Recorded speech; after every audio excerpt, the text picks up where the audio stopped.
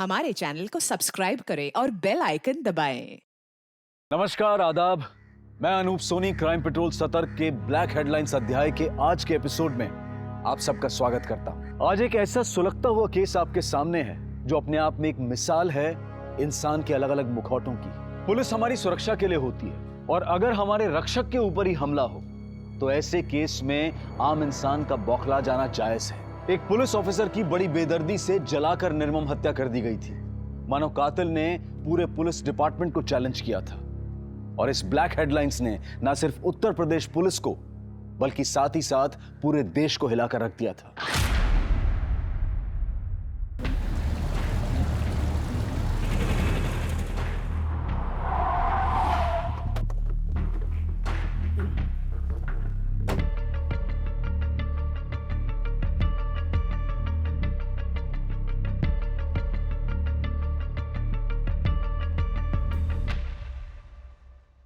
Sir, ये रही वो फाइल। तुम आज रात हमारे घर डिनर कर रही हो। पर अंकल, हमें घर सेटअप करना है। परवर कुछ नहीं, आंटी का ऑर्डर है। यही है राजेश, जिनके बारे में मैंने तुमसे बात की थी। और राजेश, यह है गुंजन, मेरी भतीजी, जिसे तुम्हें ट्रेन करना है। Good morning sir. Morning. He is one of the most talented officer. Cadet academy का एक्सीलेंस अवार्ड विनर भी है। और राजेश, तुम्हें मेरी भतीजी को ट्रेन तो करना ही है, लेकिन इसे मेरी भतीजी समझकर छूट देने की कोशिश मत करना। और गुंजन, हमारा मेंटोर बहुत स्ट्रिक्ट है, जरा ध्यान से। अंकल ने आपकी बहुत तारीफ की है। I am really lucky to have you as my mentor. सुबह 7 बजे workout and be on time. Good luck.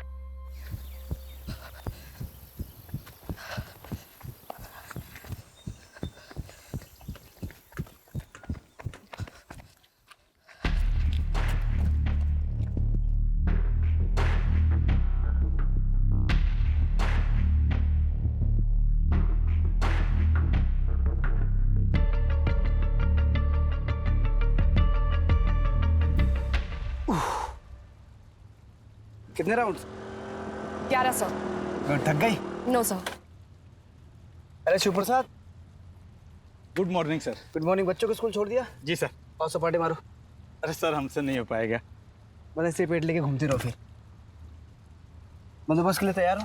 Yes sir. Good.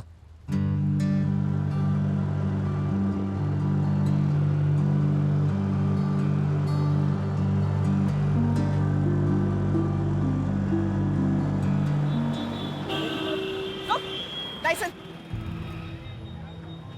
Sir, पहले दिन नाकाबंदी मैडम से नहीं हो पाएगा। देखिए, हार मान जाएंगे। अगर आज ये हार मान गई तो आगे बड़ी ऑफिसर कैसे बनेगी? हेलो, रुको। लाइसेंस। मैडम, लाइसेंस घर पे है, आप भी घर जाओ। क्यों अपनी धूप में त्वचा खराब कर रही हो? त्वचा काली पड़ जाएगी। औरत से बात करने की तमीज सीख ले, वरना तेरे चेहरे का रंग बिगाड़ दूंगा मैं। लाइसेंस दिखा। चल। विदाउट हेलमेट और फैंसी नंबर प्लेट और महिला पुलिसकर्मी से बदतमीजी से पेश आया, मेंशन करके फाइन मारो। Yes sir.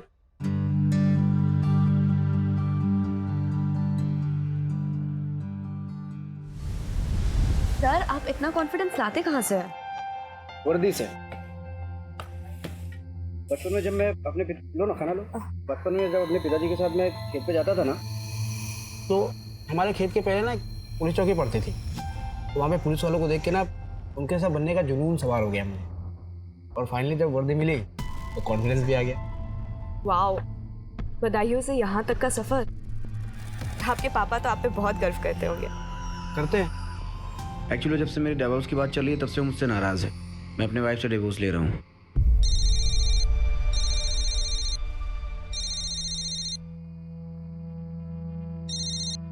हाँ। कहाँ तक पहुँचे? कहाँ पहुँचे मतलब? तुमसे तो बात ही करनी बेकार है। सोनू का बर्थडे भी याद नहीं है ना आज तुमको? Hello hello. सॉरी, कुछ अर्जेंसी है, मुझे निकलना पड़ेगा। Okay sir.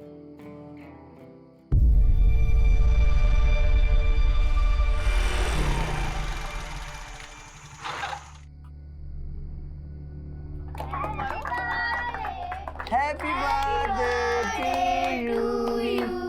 Happy birthday. Happy birthday to you.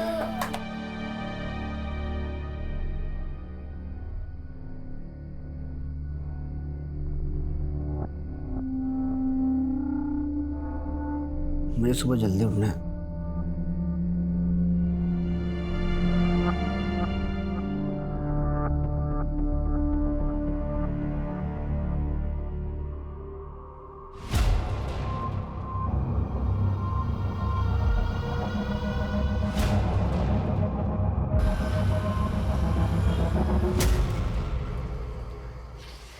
ये क्या हर दिन केस चलता रहता है तुम्हारा?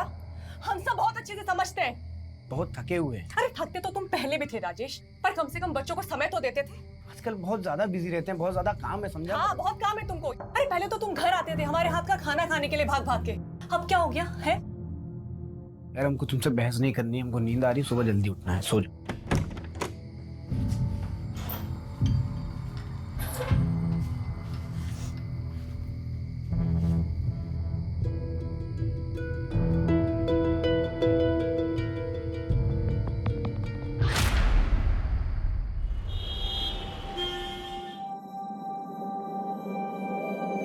हेलो, हमको मिलना है तुमसे।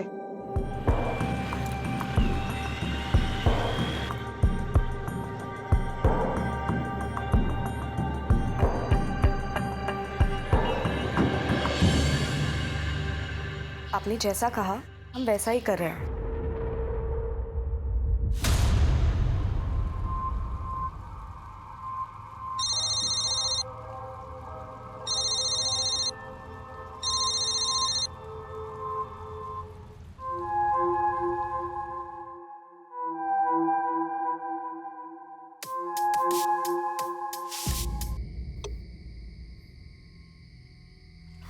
आज के दौर में ये कहना गलत नहीं होगा कि आप किसी भी इंसान को पूरी तरह से नहीं जान सकते हैं। हम सभी अपने चेहरों पर कई चेहरे लेकर चलते हैं। राजेश की जिंदगी में पिछले कुछ दिनों से जो चल रहा था उसका परिणाम एक भयानक रूप में सामने आया था। इतना तो तय था कि वारदात के बाद सामान्य रूप से चल रही कई जिंदगियों में भूचाल आने वाला था।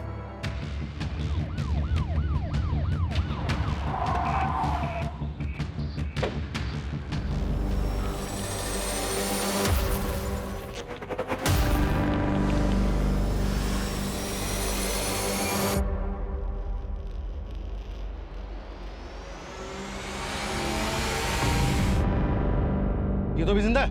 उठाओ उठाओ, जल्दी उठाओ, हॉस्पिटल ले चलो सर।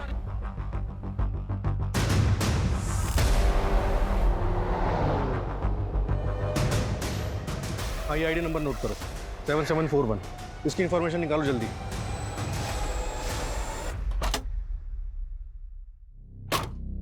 सर विक्टिम ने पुलिस की वर्दी पहनी हुई थी, ये आईडी कार्ड मिला, इसके जरिए हम उसके बारे में पता लगाने की कोशिश कर रहे हैं। सर बॉडी काफी जल चुकी, 90% से भी ज्यादा, काफी क्रिटिकल कंडीशन है। आसपास कुछ और बरामद हुआ, मोबाइल या पर्स वगैरह? नहीं सर, कुछ नहीं मिला। सुनसान इलाके में अकेला कर क्या रहा था? सर हो सकता है किसी केस पे काम कर रहा हो। अगर केस पे काम कर रहा होता तो लोकल पुलिस स्टेशन हमारी टीम को इन्फॉर्म करता। सड़क से इतना अंदर अकेले सुनसान इलाके में आने का रिस्क है। ऐसा करो, आसपास के 4-5 किलोमीटर के रेडियस में अच्छी तरह सर्च करो, कुछ ना कुछ जरूर मिलेगा। पुलिस वाले को जलाकर मारने की कोशिश हुई, मामला कुछ बड़ा ही हो।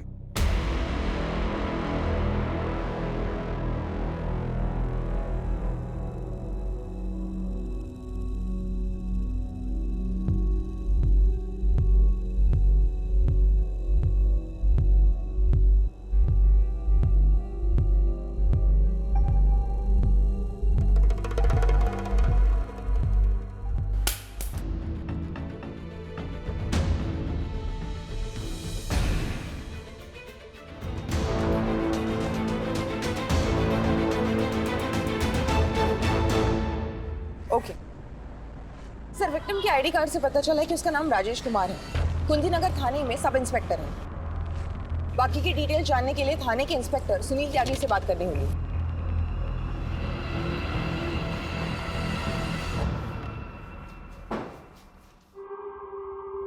पेशेंट इज नो मोर। मरने से पहले उसने पेपर पर यह लिखा।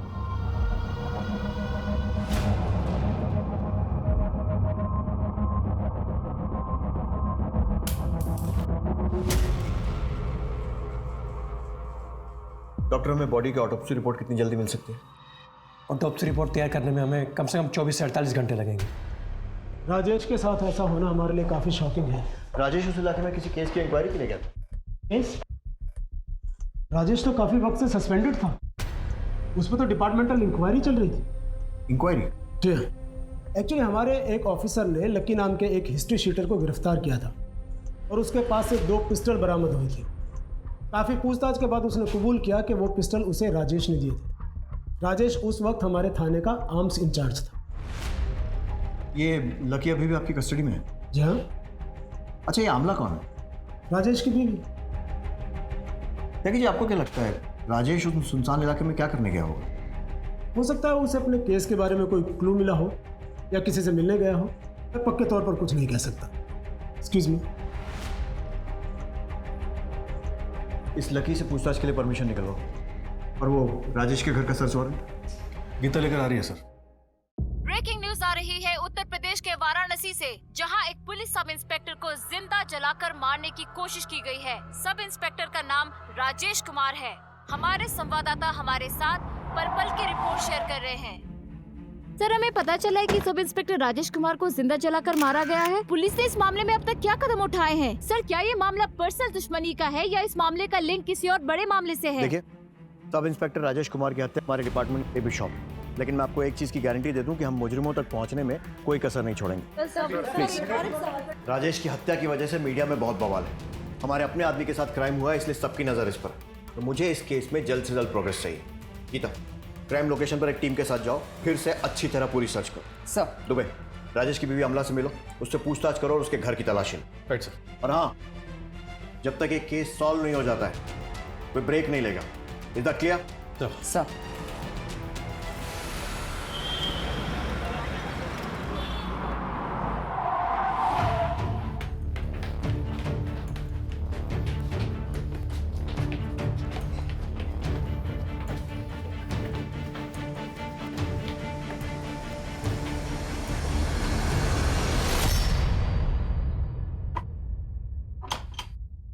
तोड़ दो ताला।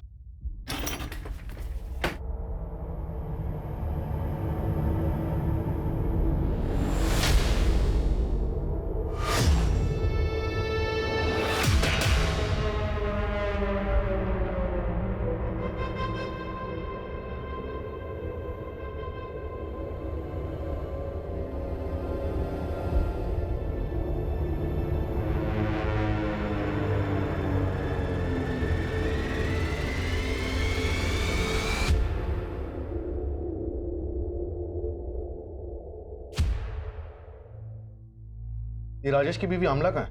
सर, कहाँ है ये तो पता नहीं, लेकिन 6-7 दिन हुए यहाँ से गए हुए। बच्चों के साथ निकलते हुए देखा था। और हाँ सर, हाथ में सूटकेस भी था। बहुत गुस्से में थी।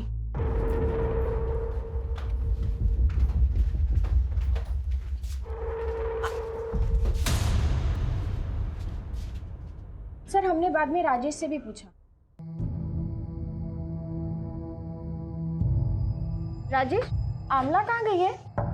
वो हमारे गांव गई है, बदायूं। अचानक से? बताया नहीं उसने। सब ठीक तो है ना आप दोनों के बीच? हाँ, सब ठीक है। वो अचानक उसका जाने का प्लान बन गया ना, तो इसलिए शायद बताना भूल गई होगी। हमें थोड़ा अजीब तो लगा था, क्योंकि सर इससे पहले आमला कभी बदायूं नहीं गई। और वैसे भी सर, पति पत्नी में अगर झगड़ा होता है तो पत्नी मायके जाती है, ना कि ससुराल। उनके बीच झगड़े किस बात पे होते थे? झगड़े होते तो थे, लेकिन किस बात पर होते थे वो हमें नहीं पता।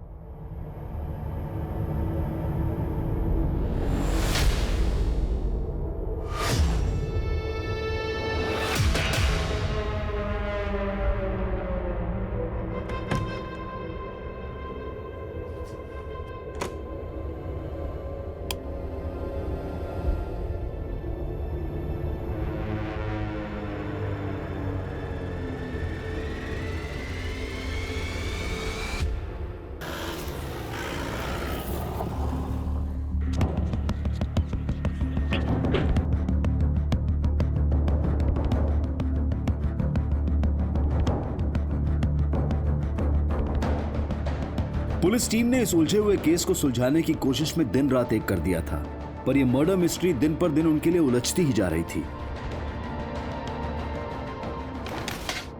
सर पोस्टमार्टम रिपोर्ट के हिसाब से राजेश को जब जलाया गया तब वो काफी नशे में था।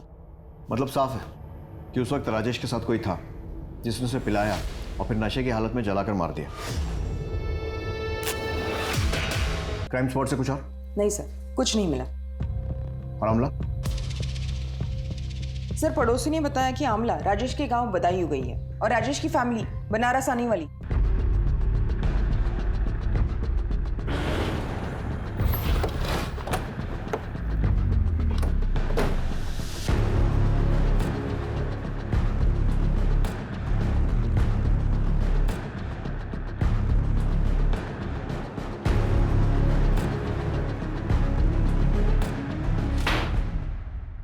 डॉक्टर राजेश कुमार को मारने के लिए किसको भेजा? क्या बोल रहे हैं सर आप ये? देख सर, ये एक्टिंग कहीं और जाकर दिखाना। तेरी पूरी हिस्ट्री है हमारे पास, तो सीधे सीधे बता कि तेरे किस आदमी ने राजेश को मारा है। सर वो सब हमें कुछ नहीं पता है, हमें बस इतना पता है कि राजेश ने हमें 2 गन दिए थे और वो सब मैं पहले ही बता चुका हूँ। सोचने का मौका दे रहा हूं, सच सच बता दे, नहीं तो अपने तरीके से उगलवा लेंगे। दुबे, अपने सोर्सेस को इसके लोगों की कुंडली निकालने में लगा दो। Right sir. Sir Rajesh sir बहुत मेहनती और फिट रहने वाले लोगों में से थे। यहाँ तक कि बड़े साहब ने भी अपनी भतीजी गुंजन मैडम को उनसे ट्रेनिंग लेने को कहा था। वो हमारे बेस्ट ऑफिसर थे सर, पर जब से ये इंक्वायरी चल रहा था वो बहुत ज़्यादा परेशान रहने लगे थे, काफ़ी ड्रिंक भी करने लगे थे। किसके कहने पे हमारा नाम खराब करने की कोशिश की तूने? किसके कहने पे हमारा नाम खराब करने की कोशिश की तूने? बोल बेटा, एक बात कान खोल के सुन ले, सच का पता तो हम लगा के रहेंगे। तेरे लिए अच्छा होगा कि तू अपने मुंह से बता दे मुझे। बता किसके कहने पे किया? बोल राजेश, बोल राजेश, बोल राजेश। मुझसे बात नहीं कर सकते, ये मत भूलो कि तुम सस्पेंडेड हो। और ये क्या, शराब पीकर आए हो थाने में? सबके सब मिले हुए, सबके सब मिले हुए, लेकिन एक बात कान खोल के सुन लीजिए आप लोग, उनसे हमारी वर्दी कोई नहीं छीन सकता।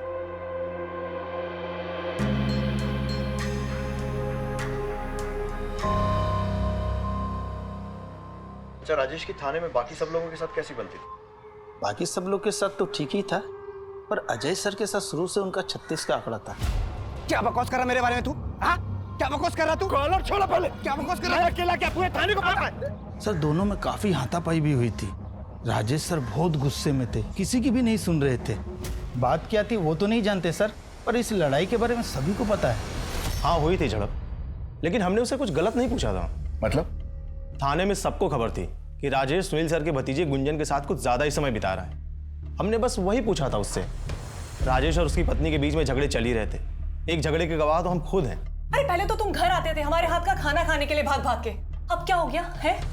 और इतना ही नहीं, हमारे कांस्टेबल ने राजेश को सुबह सुबह गुंजन के घर से निकलते हुए भी देखा था। ठीक, ये तो है राजेश की कहानी। अब अपनी कहानी सुना। राजेश से दुश्मनी की वजह? सर कोई जाति दुश्मनी नहीं थी, एक वर्क प्लेस में 2 कॉम्पिटिटर्स के बीच में जैसा होता है, सिर्फ उतना ही। कॉम्पिटिटर्स?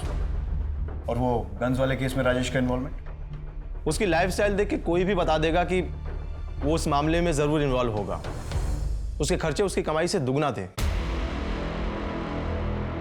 आपकी भतीजी गुंजन इस वक्त कहाँ है? उसका एक्सीडेंट हो गया था, इसी वजह से वो लीव पर है अपने होम टाउन लखनऊ में। लेकिन आप गुंजन के बारे में क्यों पूछ रहे हैं? त्यागी जी, हमने सुना है कि गुंजन और राजेश के बीच में काफी नजदीकियां थी। देखिए, राजेश एक शादीशुदा बाल बच्चेदार आदमी था और गुंजन एक पढ़ी लिखी समझदार लड़की है। पहली बात तो ऐसा कुछ हुआ नहीं, और अगर ऐसा कुछ होता भी तो आपको नहीं लगता कि मैंने टैकल कर लिया होता? माफ कीजिए, मेरी कोर्ट में पेशी है, मुझे निकलना हो।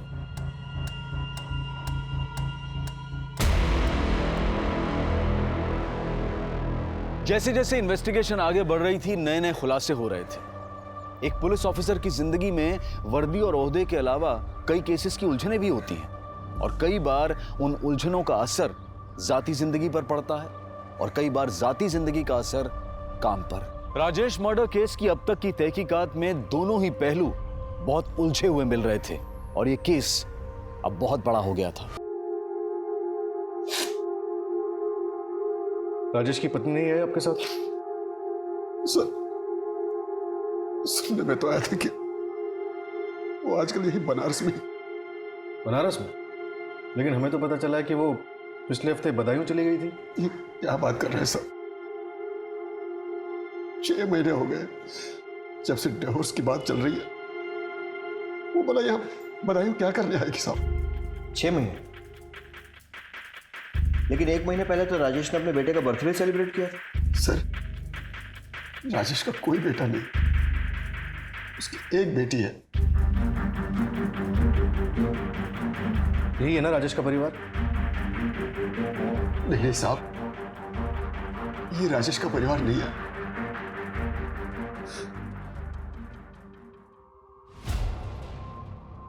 ये नीलम है सर।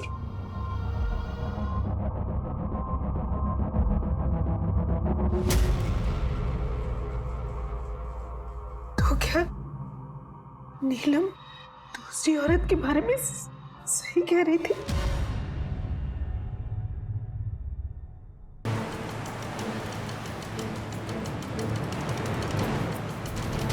शादी तो बस नाम की थी हमारी। शुरू में ट्रेनिंग के दौरान 3-4 महीने में 1-2 बार आ भी जाते थे।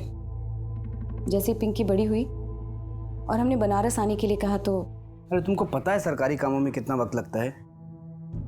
क्वार्टर मिलते ही तुमको और पिंकी को अपने साथ ले जाएंगे बस। अली मेरा बच्चा, ऐ शाबाश। किसी तो पापा को पहले तो पिंकी के बीमार होने पर या इसके कॉल करने पर आ भी जाते थे, फिर धीरे धीरे बंद हो गया। मुझे हमेशा से ऐसे लगता था कि वो मुझसे कुछ छुपा रहे हैं। नीलम, तुम यहाँ बनारस में? पिंकी कहाँ है? मासी की है ललनपुर में। अभी तो हम बहुत बिजी हैं, तुम चलो हम शाम को मिलने मासी के घर आते हैं। वो हवलदार भैया बोले आप यही रहते पुलिस क्वार्टर में? हाँ।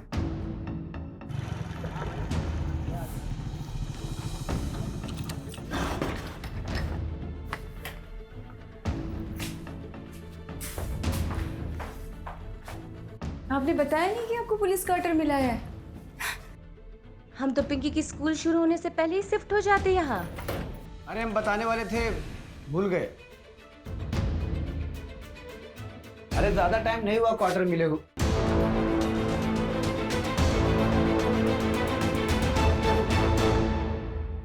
उस दिन हमारा बहुत झगड़ा हुआ, यहाँ तक कि हमने बहुत जिद भी की वहाँ रहने के लिए, पर उन्होंने हमें समझाकर गांव भेज दिया। कुछ दिनों बाद तंग आकर हमने उन्हें जब डिवोर्स की बात की तो वो झट से मान गए। यहाँ तक कि जब हमारे पापा भी उन्हें समझाने के लिए गए, बात करने के लिए गए तो जब राजेश कुछ भी नहीं था तब हमने नीलम का रिश्ता किया था उससे। आज जब राजेश की सरकारी नौकरी लग गई है तो हमारी बेटी को छोड़ देने की बात कर रहा है। बेटा रहना नहीं चाहता उसके साथ तो कैसे जबरदस्ती करे? समझिए, आप समझिए इन्हों से। मेरी बेटी नीलम का क्या होगा, पिंकी का क्या होगा? यूं सबको मजदार में छोड़ देना कहाँ की समझदारी है भला? अब राजेश से आखिरी बार कब मिली थी? बनारस आने के बाद हम उन्हें कभी नहीं मिले। कभी भी नहीं? पिंकी की पढ़ाई और हमारी नौकरी में इतना समय निकल जाता है कि हमें फुर्सत मिलती ही नहीं, और हम अब पीछे मुड़कर नहीं देखना चाहते। सर, नीलम को देख के ऐसा बिल्कुल भी नहीं लगा कि उस पर राजेश की मौत का कोई असर हुआ है। तुम्हें राजेश और नीलम का डाइवोर्स भी नहीं हुआ। ऐसे में राजेश की मौत का डायरेक्ट फायदा नीलम को ही होगा। तो क्या सर अब नीलम भी हमारी सस्पेक्ट लिस्ट में? बिल्कुल। नीलम के कॉल रिकॉर्ड निकलवाओ और साथ ही साथ ये भी पता लगाओ कि राजेश ने मरते समय आमला का नाम ही क्यों लिखा।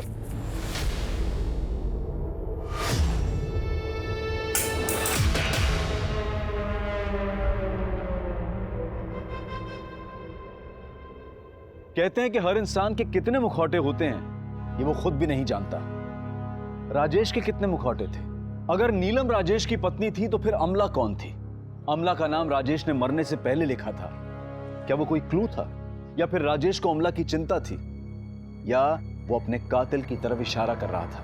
पुलिस के लिए गुत्थी सुलझने की बजाय हर कदम पर और उलझती जा रही थी। जिस अमला को पुलिस अब तक राजेश की पत्नी मानकर चल रही थी वो कोई और ही थी, पर कौन थी वो और कहां थी? और क्या राजेश की मौत में उसका कोई हाथ था? सवाल कई थे और पुलिस हाथ आती हर इंफॉर्मेशन से तार जोड़ने की कोशिश कर रही थी। सर, पता चला आमला राजेश की वाइफ ही नहीं है। क्या? यस सर, इतने दिनों तक राजेश हम सबकी आंखों में धूल झोंकता रहा और पता नहीं कौन कौन सी कहानियां सुनाई थी उसने हम सबको।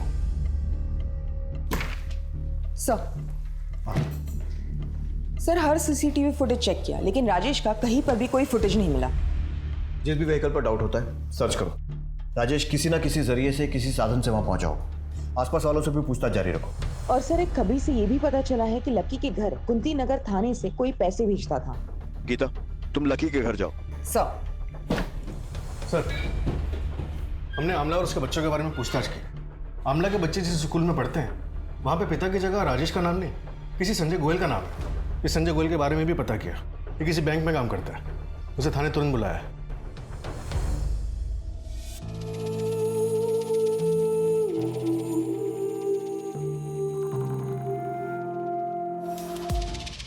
सर, हमारा तलाक 2 साल पहले हो गया था। आमला का हमारी माँ के प्रति व्यवहार बिल्कुल अच्छा नहीं था।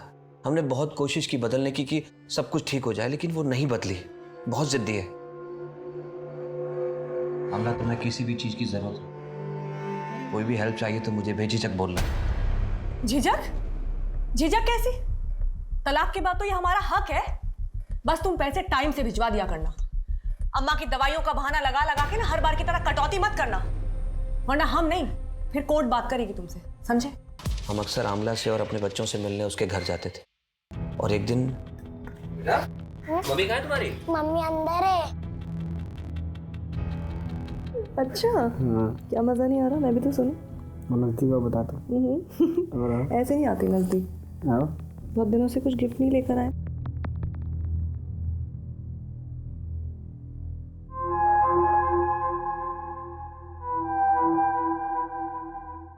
क्या कहा तुमने?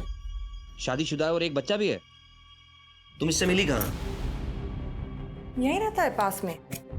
बेचारा हर दिन मशक्कत करता था खाने के लिए, तो एक दिन हमने सोचा घर पर ही बुला लेते हैं। बस तभी से यहीं का होकर रह गया है।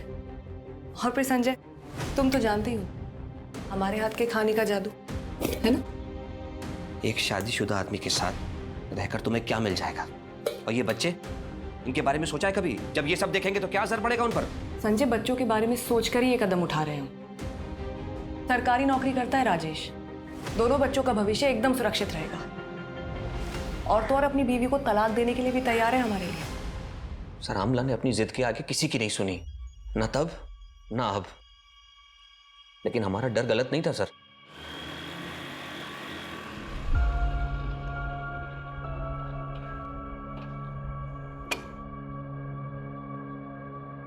क्या हुआ आमला? मुझे क्यों बुलाया? उसको अब हमें इंटरेस्ट नहीं रहा है। हमने तुमसे पहले ही कहा था वो तुमसे शादी नहीं करेगा। तुम ही सपने देख रही थी शादी की उससे। राजेश पुलिस में है, अच्छा कमाता है, अच्छा दिखता है। अब इस उम्र में भला राजेश से बेहतर 2 बच्चों के साथ हमको और कौन मिलेगा? हम नहीं थे तुम्हारे पास? राजेश ने हमारे लिए अपने बीवी बच्चों को छोड़ दिया, और तुमने अपनी माँ के लिए हमें ही छोड़ दिया। हम बच्चों के स्कूल की फीस भी भरनी है। हमको तो समझ ही नहीं आ रहा है कि हम इतना सारा खर्चा अकेले कैसे उठाएंगे।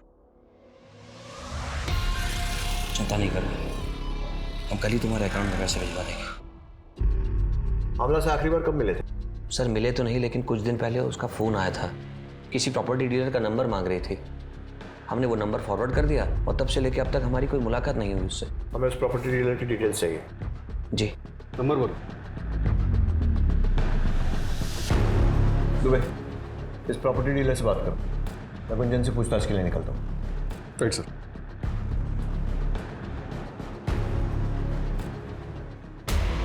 बहुत गूंज सुन रहे हैं आपके नाम की गुंजन जी। अब आपकी जबान से सुनना चाहते हैं। उस दिन यानी 10 अक्टूबर को कहाँ थी आप? सर, हम ड्यूटी पे थे। आप चाहे तो चेक कर सकते हैं। लोग राजेश और आपके बारे में क्या क्या बातें कर रहे हैं तो आपको मालूम ही होगा, तो डिटेल में शुरू से बताइए। हमारा राजेश सर के मर्डर के केस के साथ कोई लेना देना नहीं है। लेकिन राजेश से तो है, और आपको लोगों ने राजेश से मिलते हुए तब भी देखा है जब वो अपनी ड्यूटी से सस्पेंडेड था। वो हमारे मेंटोर थे। हम बुरे वक्त में उनसे मिल भी नहीं सकते। बिल्कुल मिल सकते हैं। फिर तो राजेश के मरने के बाद हॉस्पिटल आकर उसको देखना और हमसे बात करने का समय भी निकाल सकते हैं। देखिए सर, हम राजेश सर को बहुत मानते थे। वो हमें ट्रेन कर रहे थे और हम इमोशनली भी काफी कनेक्टेड थे। और जब हमारा एक्सीडेंट हुआ तब अंकल ने बोला कि मैंने भैया को फोन कर दिया है, वो बस पहुंचने ही वाले होंगे। तुम उनके साथ घर चले जाओ, तुम्हें अच्छा लगेगा। क्या राजेश की मौत का उसके केस से कोई लेना देना हो सकता है? राजेश सर हमेशा कहा करते थे कि उन्हें कोई फंसा रहा है, पर अंकल का कहना था कि राजेश सर अच्छे इंसान नहीं है। मैंने समझाया था ना तुम्हें, राजेश अच्छा इंसान नहीं है, मत पड़ो उसके चक्कर में। देखा क्या सच्चाई है उसकी। अब जैसा मैं कहूँ वैसा करो। तुम्हारे और राजेश के बीच में जो कुछ था उसे भूल जाओ, खामा बदनामी होगी। कुछ दिन बाद मैं तुम्हारा ट्रांसफर किसी दूसरी जगह कर दूंगा, तुम वहां से अपनी जिंदगी की नई शुरुआत करना। अब तो ऐसी हालत हो गई है कि किसी पे भी भरोसा करने की हिम्मत नहीं होती।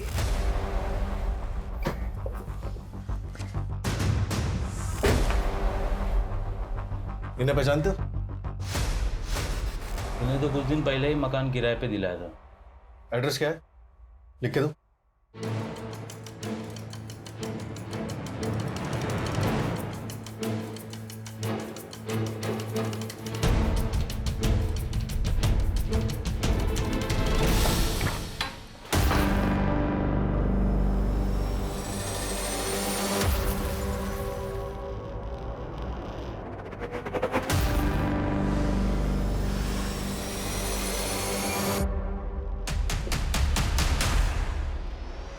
फॉरेंसिक को बुलाओ जल्दी।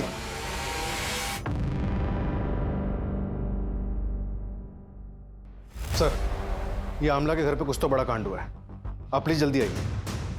ठीक है, ओके सर।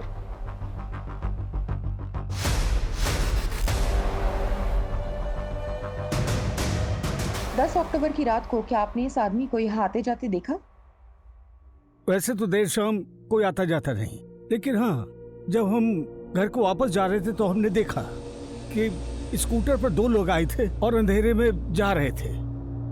आप और कुछ बता सकते हैं उन लोगों के बारे में या फिर उस स्कूटर के बारे में?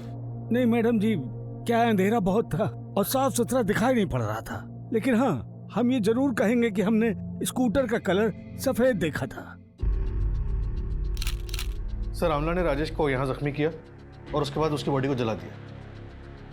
पोस्टमार्टम में किसी भी जख्म का जिक्र नहीं है, लेकिन एक क्राइम सीन देखकर लगता है कि अकेले आमला का काम तो नहीं हो सकता। जरूर कोई ना कोई था जो उसकी मदद कर रहा था।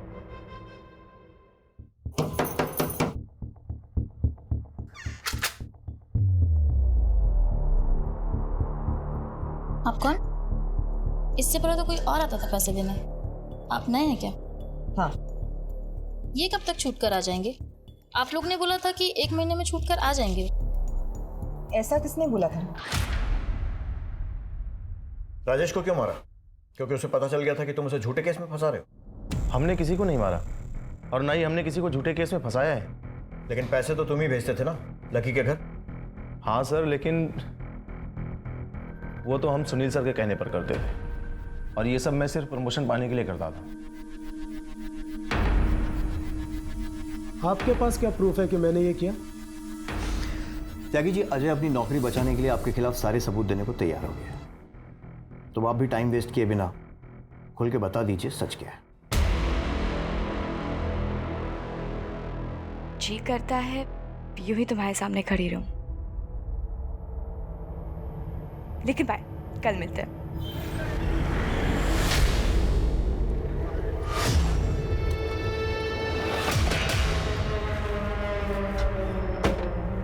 तुम्हें उसे जो सिखाना था तुमने सिखा दिया। तुमसे पहले भी कह चुका हूं कि उससे दूर रहो, वरना ऐसी जगह ट्रांसफर करूंगा ना कि बिजली पानी को तरस जाओगे। आप मेरा ट्रांसफर तो करा देंगे सर, और गुंजन को कैसे रोक पाएंगे मेरे साथ आने से? जब राजेश फिर भी नहीं माना तो हमने एक तीर से दो शिकार करने के बारे में सोचा। हमने उसे एक ऐसे केस में फंसाया जिससे हम ही उसे निकाल सकते थे। वो जब भी हमारे पास गिड़गिड़ाते हुआ आता तो हम उसके सामने एक ही शर्त रखते, गुंजन से दूर जाने की शर्त। जब इतना फुल प्रूफ प्लान था तो ऐसा क्या हुआ कि आपने अगला कदम उसे मारने का उठा लिया? हमारा प्लान सक्सेसफुल होता उससे पहले ही किसी ने उसे मार दिया। अपने ही डिपार्टमेंट में और अपने पुलिस स्टेशन के इतने काबिल अफसर के साथ खेल खेलते हुए आपको शर्म नहीं आई? सर, अगर ये काम आमला ने किसी के साथ मिलकर किया है तो उसका साथ देने वाला कहीं इंस्पेक्टर सुनील या फिर संजय तो नहीं? क्योंकि संजय हमेशा आमला की मदद करने के लिए तैयार रहता, हमें यहाँ तक पहुँचाने वाला भी संजय ही है। इंस्पेक्टर सुनील सिस्टम से वाकिफ है, वो खुद इस चक्रव्यूह में नहीं फंसेगा। जरूर उसका कोई ना कोई प्यादा होगा जो आमला की मदद कर रहा होगा। सर, मुझे तो कभी कभी लगता है इन सारी औरतों से तंग आके राजेश ने खुद अपना मर्डर प्लान करवाया और खुद आमला को मार के कहीं फरार हो गया। आमला को हर समय पैसों की जरूरत रहती थी। जरा इंस्पेक्टर सुनील और आमला दोनों के बैंक स्टेटमेंट चेक करवाओ। Okay sir. आमला अगर हाथ लग गई तो सच्चाई भी हाथ लग जाएगी। वो सफेद स्कूटर या उन दोनों लोगों के बारे में कुछ पता चला? सर, क्राइम स्पॉट पर जाने वाले सभी रास्ते और आसपास के सभी एरिया के सीसीटीवी फुटेज एक टीम चेक कर रही है। We are checking every possible way. Team से कहो कि कमर कस के तैयार हो जाए। ये कहानी अब क्लाइमैक्स तक पहुंचने वाली है।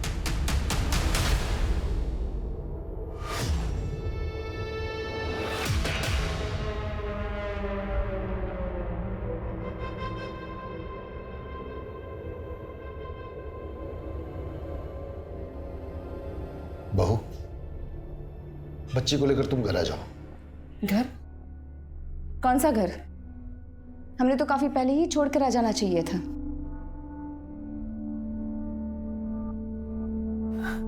ऐसा ना कहो बहू, ये बच्ची राजेश की आखिरी निशानी है। आखिरी निशानी? इस बच्ची को लेकर इस शहर में जब हम अकेले उसकी जिम्मेदारी उठा रहे थे तब कहाँ था आपका प्यार? लोग नौकरी देने के लिए जिस्म का सौदा करने की मांग कर रहे थे। एक अकेली औरत का इज्जत से रहना कितना मुश्किल होता है आप नहीं जानते। बेहतर है कि आप यहां से चले जाइए। पुलिस ने अपनी तहकीकात में कोई कसर नहीं छोड़ी थी। आए दिन कुछ नए खुलासे हो रहे थे। कभी ऐसा लगता था कि राजेश की हत्या में कोई प्रोफेशनल एंगल है और कभी ऐसा लगता था कि पर्सनल। केस घूमते घूमते एक चक्रव्यूह का रूप ले चुका था और ऐसे में पुलिस को एक और झटका मिला और इस चक्रव्यूह की गति को दुगना कर गया।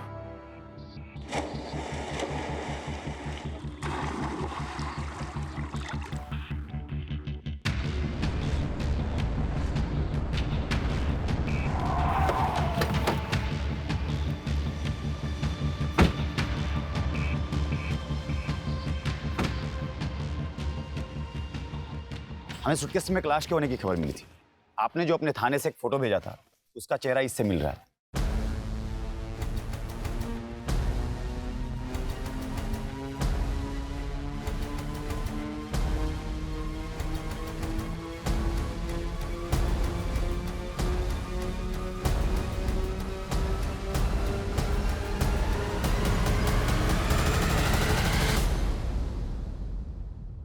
बच्चों को कुछ पता चला?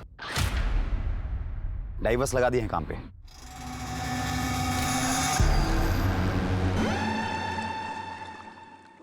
दुबे, इस केस ने तो सीधा यू टर्न ले लिया। जिस अमला को अब तक हम संभवतः दोषी मान रहे थे वो तो खुद विक्टिम निकली। दीपक नगर के आसपास का पूरा एरिया छान मारो, एक एक से पूछताछ करो। इतने बड़े सूटकेस में डेड बॉडी ले जाई गई है, किसी ना किसी ने कुछ तो देखा होगा। Right sir. सर, मुझे तो बच्चों की चिंता हो रही है, कहीं उनके साथ कुछ बुरा ना हुआ हो।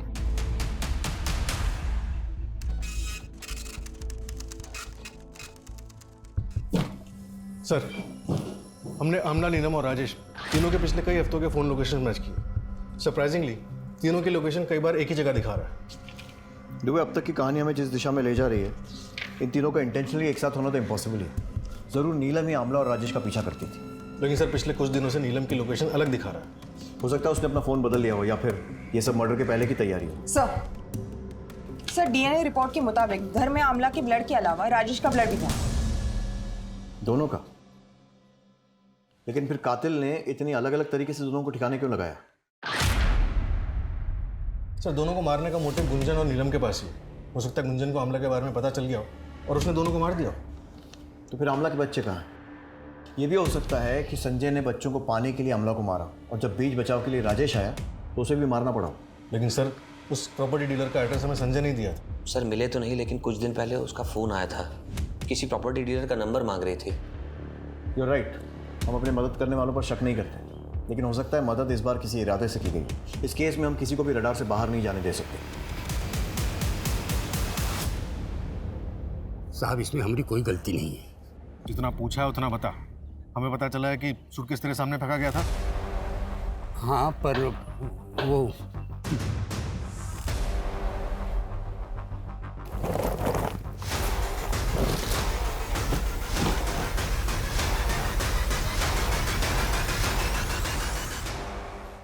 ये बता कि जिसने सूटकेस फेंका था उसे पहचान सकता है?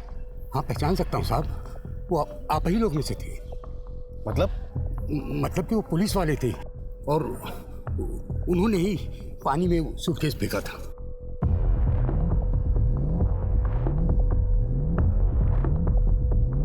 ये था? नहीं। ये? नहीं, ये भी नहीं। ये? यही था साहब, यही था। कहा हुआ साहब, ये नया सूटकेस पानी में कहाँ फेंक दिए?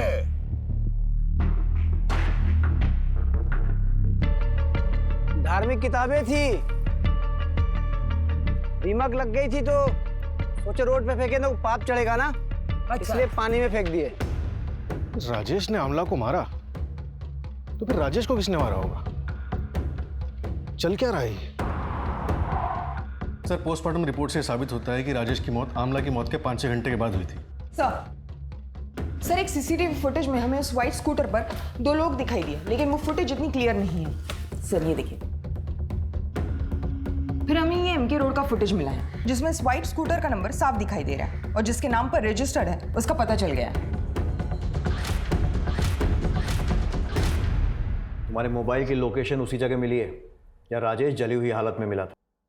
तो भलाई इसी में है, सीधे सीधे सब कुछ बता दो।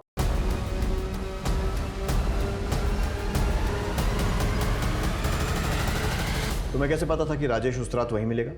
हम बहुत दिन से उसका पीछा कर रहे थे सर, और उस दिन तुमने अगर हमसे शादी नहीं की ना तो हम जाके सबको सच्चाई बता देंगे। अरे केस तो तुम्हारे ऊपर पहले ही चल रहा है और तुम्हारी नौकरी भी 100% जाएगी।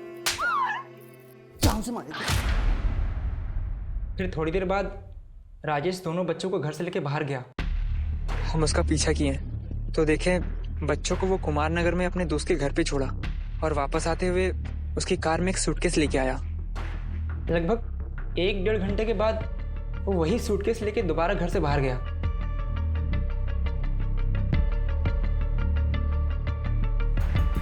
हमको कुछ गड़बड़ लगा सर, इसलिए हम अपना दोस्त को फोन करके बुला लिए। उसके बाद हम दोनों राजेश की गाड़ी का पीछा करने लगे।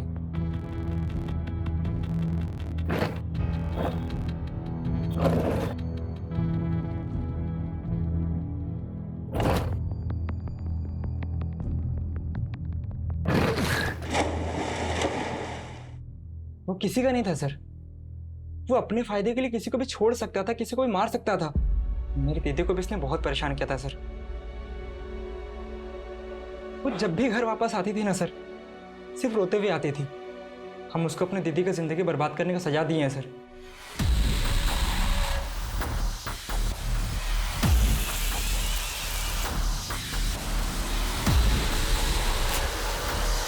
और ये सोचे हो कि सजा देने के चक्कर में तुमने खुद को कितनी बड़ी सजा दी है, और उससे भी बड़ी सजा दी है अपने परिवार को।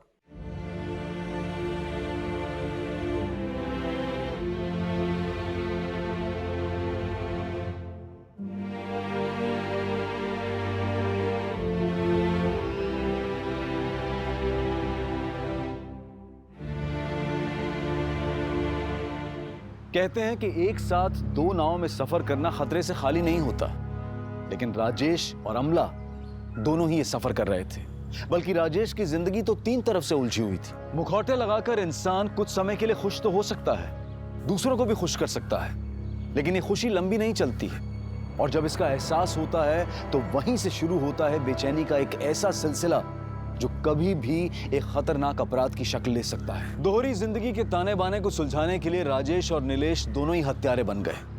अपनी इच्छाओं को पूरी करना कोई बुरी बात नहीं है, लेकिन हम सही और गलत के बीच के अंतर को समझने की कोशिश नहीं करते हैं, उसके अंजाम की परवाह नहीं करते हैं, और नतीजा हम खुद ही अपनी तबाही के जिम्मेदार बन बैठते हैं। अब मैं अनूप सोनी आपसे विदा लेता हूं, फिर मुलाकात होगी क्राइम पेट्रोल सतर्क के ब्लैक हेडलाइंस अध्याय में एक और चौंका देने वाले केस के साथ। और याद रखें, क्राइम और आपके बीच में सिर्फ इतना फर्क है कि आप कितने सतर्क हैं। सतर्क रहें, सुरक्षित रहें। जय Hind. For more updates, subscribe to our channel, click the show links and enjoy watching the videos.